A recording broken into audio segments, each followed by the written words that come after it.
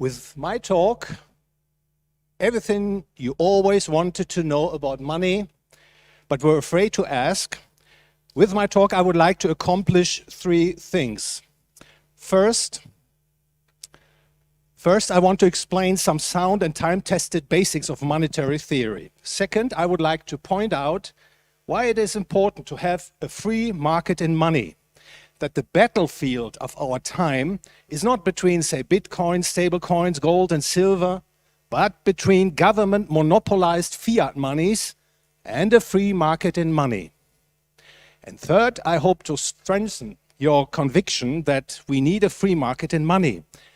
Unless we succeed in ending government's money monopolies, I fear we might end up in the most sinister tyranny the world has ever seen. And first, I would like to give you some reading recommendations, all of which you can download free of charge. Namely, Murray Rothbard's 1963, What Has Government Done to Our Money? Second, The Theory of Money and Credit, written by Ludwig von Mises in 1912. And again, Murray Rothbard, The Mystery of Banking, published in 1983. And finally, Friedrich August von Hayek's Denationalization of Money, published in 1976, it was. Let me ask you, what is money? The answer is money is the universally accepted means of exchange. As such, money is a good like any other. What makes it really special is that money is the most marketable, the most liquid goods in the economy. Money is no consumer good nor a producer good. It is the exchange good.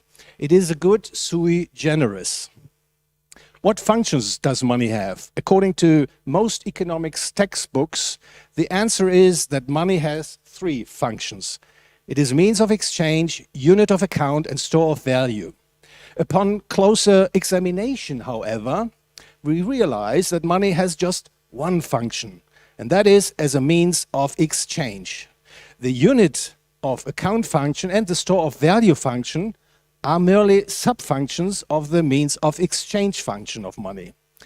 This is easy to understand. The unit of account function expresses the exchange ratios of goods and services in money. For example, 1 apple cost €1. The store of value, which can also be termed as the means of deferred payments, indicates that people hold money to exchange in the future rather than today. Money is an indispensable tool in an advanced economy, characterized by the division of labor and trade. It serves as the common denominator, a numeraire, for all goods prices. And this allows for the calculation of the returns on the various alternatives of economic activity.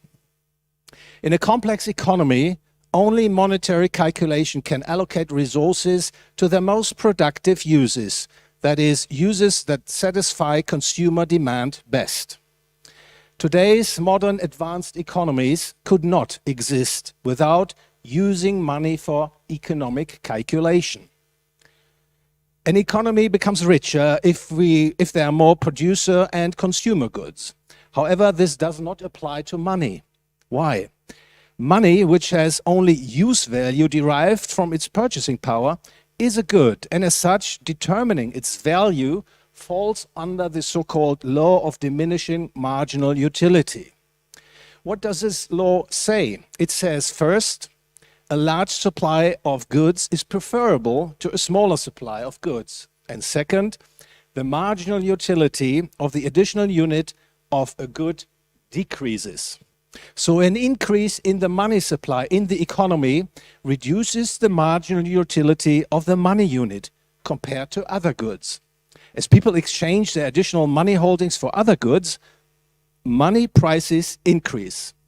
Therefore, it actually makes sense to equate inflation with an increase in the quantity of money. The increase in the quantity of money is the cause, and rising goods prices are its symptom. If money has only one function, which is as a means of exchange, it does not matter how small or large the money supply is. Whether the money stock is 1 million US dollars, 1 billion US dollars, or 100 billion US dollar does not matter. Regardless of the actual size of the money stock, any transaction volume in goods and services can be conducted with a given money supply. A large money stock of, say, 10 billion US dollars would lead to high goods prices, while a smaller stock of, say, 1 billion US dollar would lead to low goods prices. We come to the conclusion: no increase in the money supply can improve the monetary function of money. An increase in the money supply will merely dilute the effectiveness of each unit of money as a medium of exchange. In other words, an increase in the quantity of money brings no social benefit.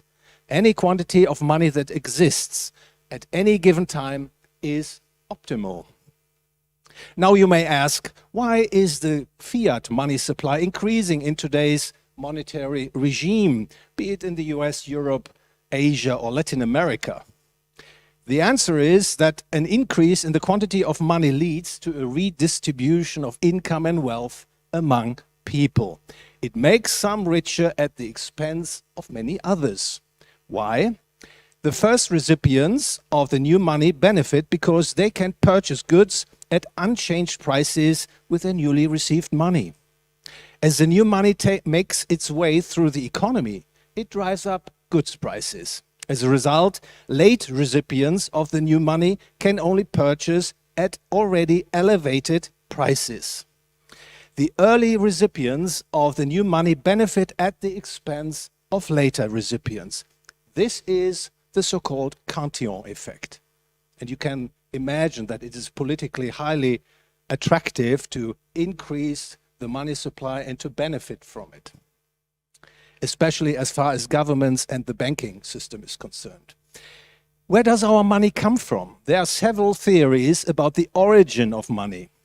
Most people today believe in the so-called state theory of money, put forward by the German economist Georg Friedrich Knapp, published in his book Staatliche Theorie des Geldes. The translation would be The State Theory of Money in 1891. According to Knapp, it was the state that brought money to the people, like Prometheus brought the fire. In fact, a state is required to provide people with money. This theory has many flaws, and I think it's wrong, but I will not go into further details here. There's also the theory by the US anthropologist and anarchist activist David Graeber on the invention of money. It basically says that money originated from barter-based credit transactions. I will not go into further details on this theory either. I would like to draw your attention to the theory of the origin of money put forward by Karl Menger in 1871, the Austrian economist. Menger argues that money originated in the free market, voluntarily adopted by self-interested people from barter and from a commodity. Menger's theory was later given a rigorous logical foundation by the Austrian economist Ludwig von Mises with his so-called regression theorem. More recently, a discussion has erupted as to whether, for instance, Bitcoin, cryptos, or stable coins could become money from a regression theorem perspective. As far as I know, quite a few responses have emerged. I, for my part, conclude that the regression theorem does by no means rule out that Bitcoin and other cryptocurrencies could become money. I may only add here that the regression theorem holds a priori, which means it cannot be verified or refuted by experience. If something becomes money, it means it conforms with the regression theorem. May I ask you, would you prefer to have money that loses its purchasing power over time, or would you rather hold money that keeps or even increases its purchasing power over time?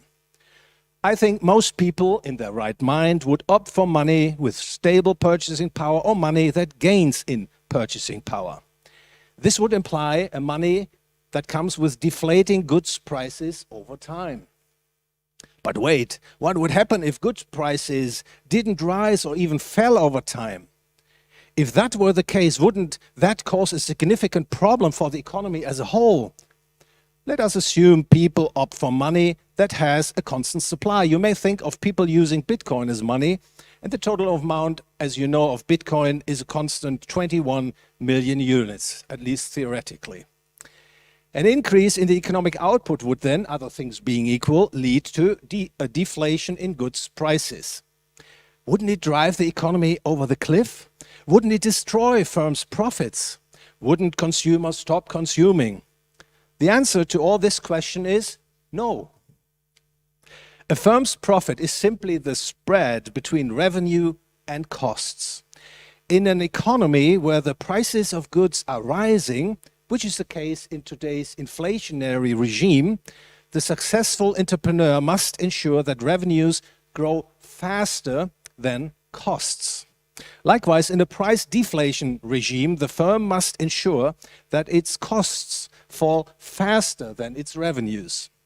A firm that produces goods and services per market demand can flourish in a price inflation and price deflation regime. This also means that there's no need for a chronically rising money supply. A constant or even shrinking money supply would be just fine.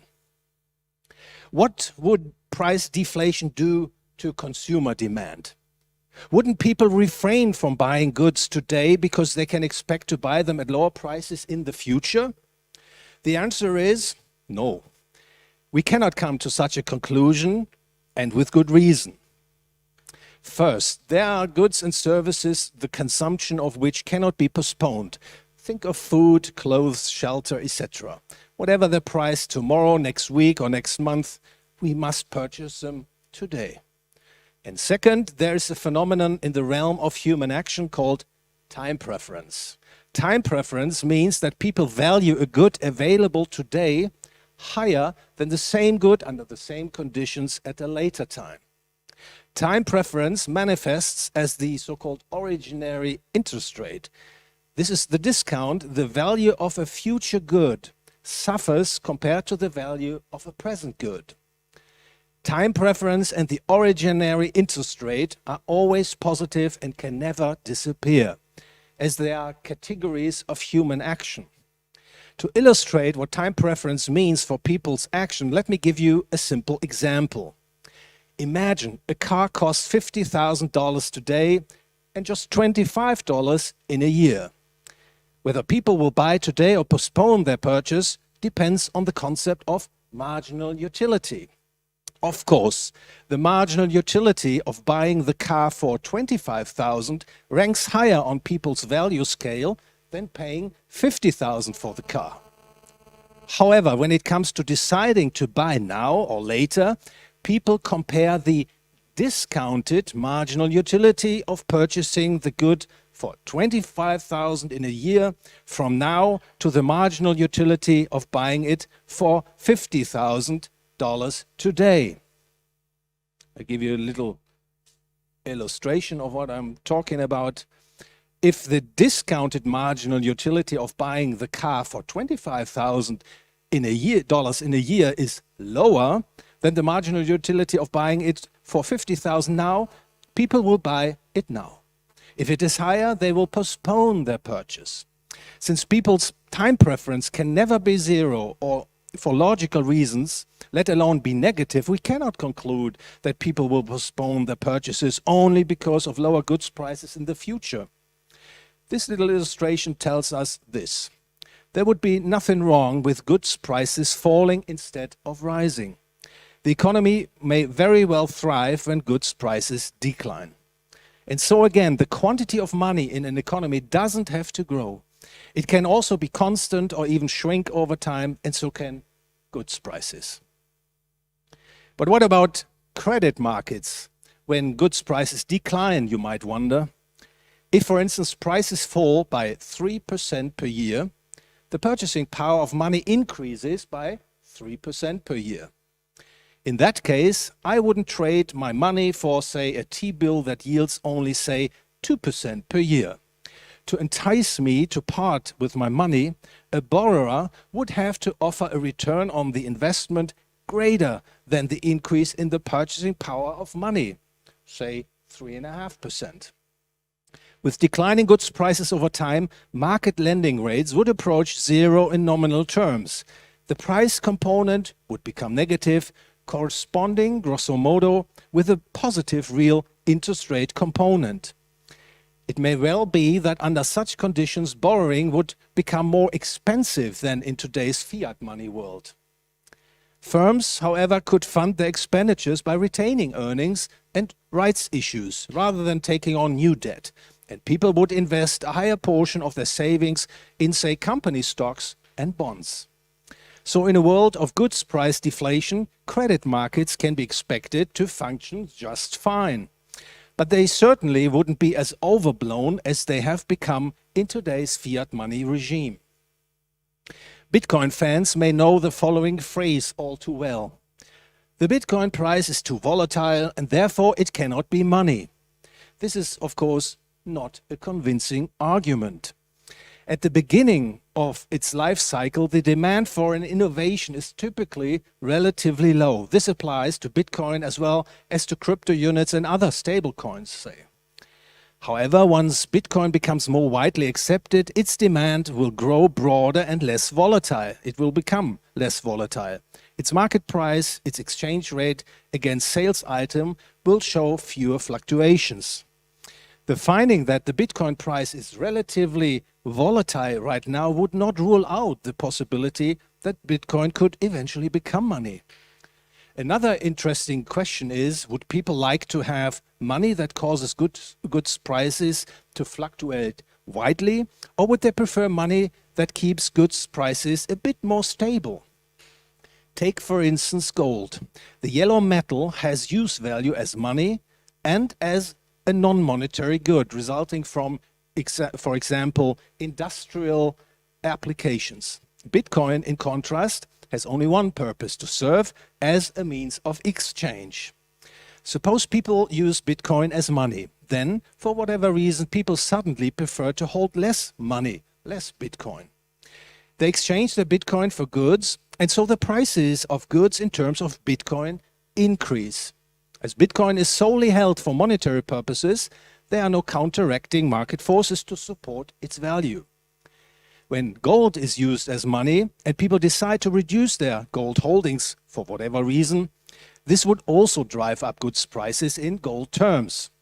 At the same time, however, the demand for gold for non-monetary purposes would increase because gold has become cheaper, counteracting, at least to some degree, the rise in goods prices. In other words, in an economy where Bitcoin is used as money, goods price inflation would most likely be higher than in an economy where gold is used as money.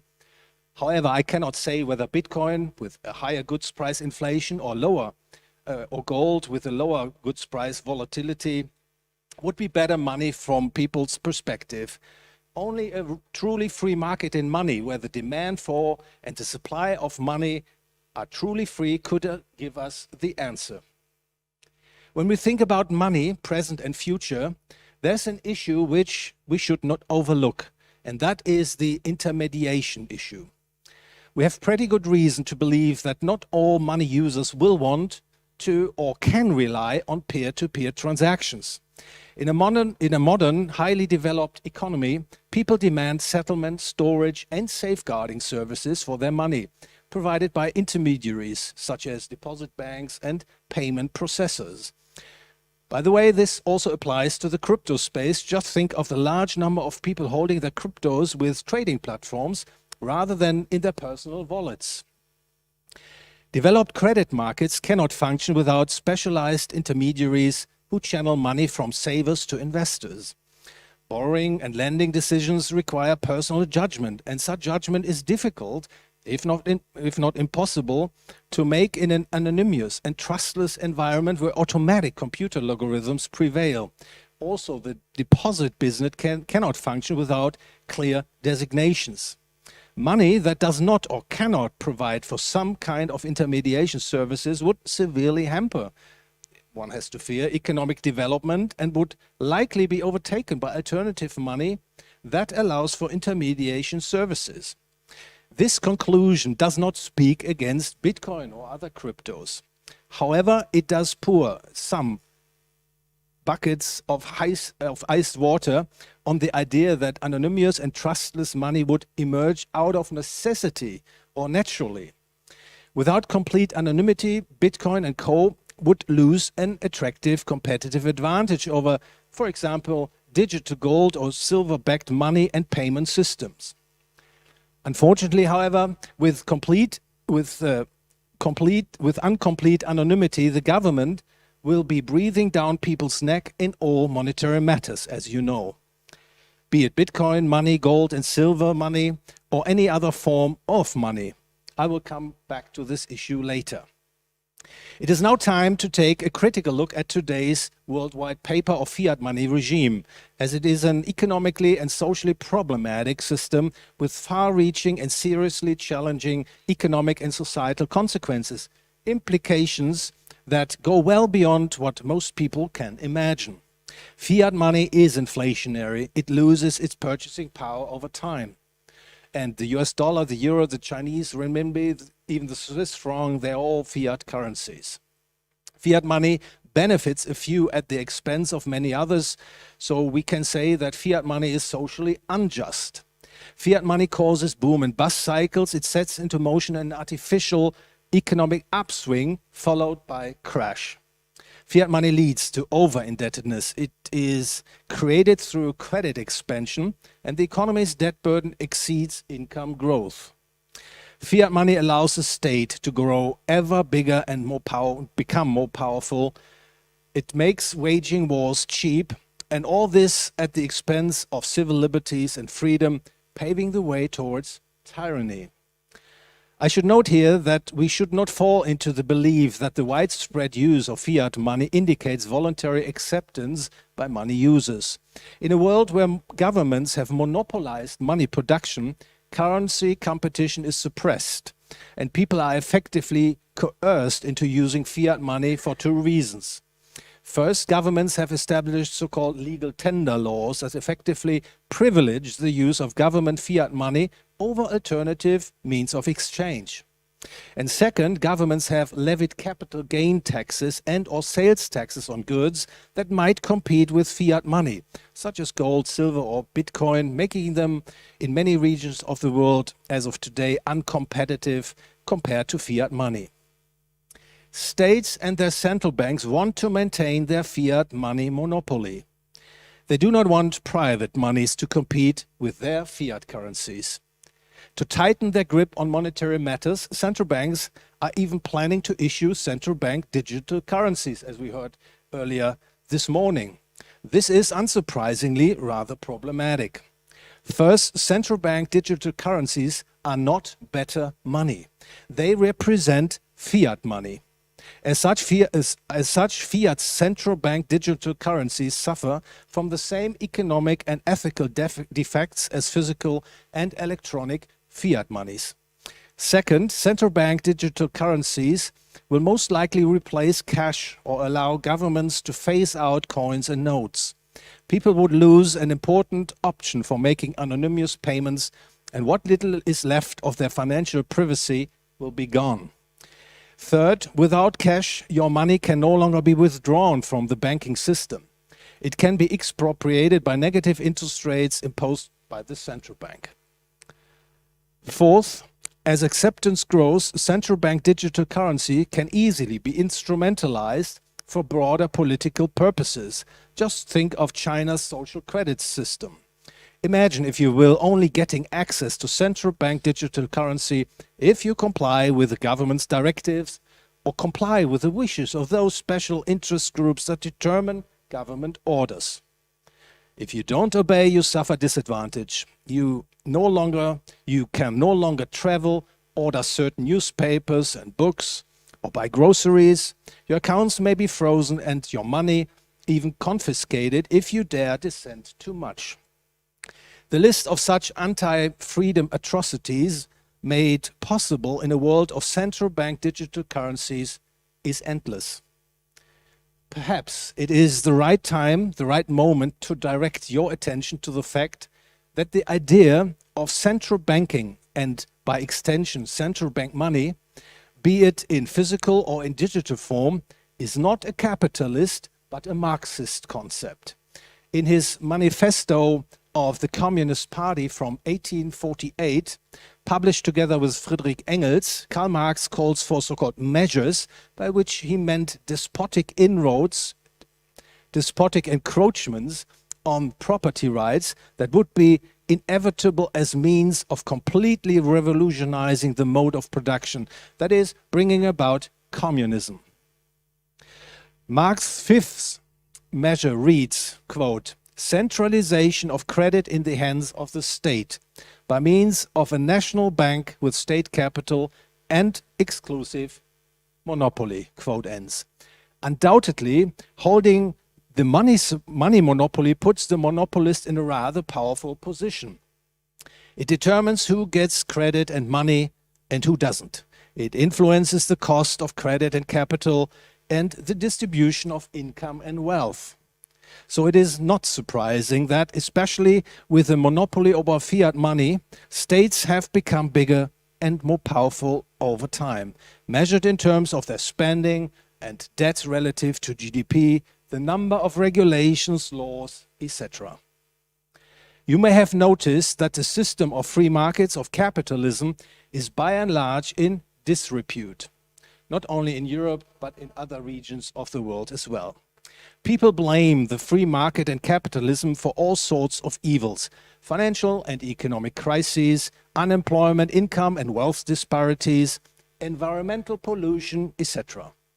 But let me tell you that we do not have capitalism, not in Europe, not in the US or in China.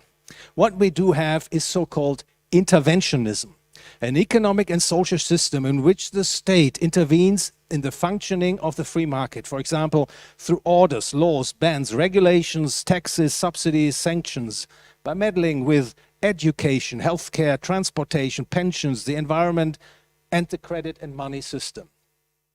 From sound economic theory, we know, however, that interventionism would not work, that it either does not achieve its goals, or if it does, it causes unwanted and negative side effects. Unfortunately, the failure of interventionism emboldens its staunch supporters to take recourse to even broader, even more aggressive interventions. As interventionism spreads, the free market system becomes increasingly undermined and dysfunctional. The economy is transformed into a control economy, or to use a German term, Befehls- und Lenkungswirtschaft, in which the state has the final say and producers and consumers are given orders. Against this backdrop, it is clearly concerning that the concepts of the Great Reset, Great Transformation and Green Policy are all expressions of the idea of interventionism. If the theory of interventionism is correct, and I fear it is, the Western world is moving away from the free economic and social order, which is ultimately a brainchild of the European Enlightenment, and towards an unfree economic and social system. We have to be on our guard. In an interventionist regime, digitalization greatly increases the chances of a power grab by governments and their bureaucracies and special interest groups which use both for their own purposes, such as big business, big tech, big pharma, big banking. And it is realistic to assume that all of these players want to achieve their goals by controlling money as much as possible. For this reason, the issuance of central bank digital currencies in particular must raise great concerns for those who want to preserve a free, prosperous and peaceful society. The good news is there are no convincing economic or ethical arguments why any government should monopolize money and replace the market's choice with its own fiat money. In fact, there are very good reasons to advocate for a free market in money. In a free market in money, people would have complete freedom to choose the kind of money they want to hold. And people would also have the freedom to offer goods that others may want to demand as money on a voluntary basis. In a free market in money, the demand for money will determine what money is. It is not the supplier that determines what money is, but it is determined by those who demand money. And we should have little doubt that people would most likely demand sound money, that is, money that is good and fair. How would money be chosen in a free market? To give an example, Mr. Miller would opt for something as money that his baker, for example, would accept as a means of exchange. The baker, in turn, would willingly accept something that he believes his cobbler will accept as a means of exchange. In other words, people will choose a money which will be highly preferred by his or her trading partners. That is, the good with the highest marketability and liquidity of all goods. And we tend to know which physical properties, at least, such a good must have. It must be, for instance, scarce, homogeneous, durable, transportable, mintable, divisible, and it must represent a relatively high exchange value per unit. This explains very well why, at least in the past, people have opted to use precious metals, especially in the form of gold and silver, as money when given a choice. The message I want to stress, and I think most of you know it very well, is that there is no reason to fear that a free market in money wouldn't work. In fact, it can be expected to work just fine. Like any other free market, such as, say, the market for sports shoes, books, music, cars and mobile phones. A free market in money would provide the best possible money at the lowest cost for the people. The critical question is whether new technologies alone can bring about better money. Recent developments in the markets for Bitcoin, crypto units and stable coins are certainly promising, especially as they unmistakably show that people are already looking for better money. The many entrepreneurial attempts to digitalize the world's ultimate means of payment, namely gold, have also made exciting progress. While technological advances offer great opportunities to improve our money, they might not be enough, as states and their central banks do whatever they can to prevent a free market in money. What is also needed, in addition and on top of technological advances, is monetary enlightenment, as I put it.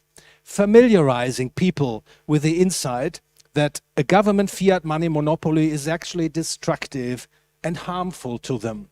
Especially informing people that there is better money for them, encourage them to demand sound money, money that serves their needs better than states' fiat currencies.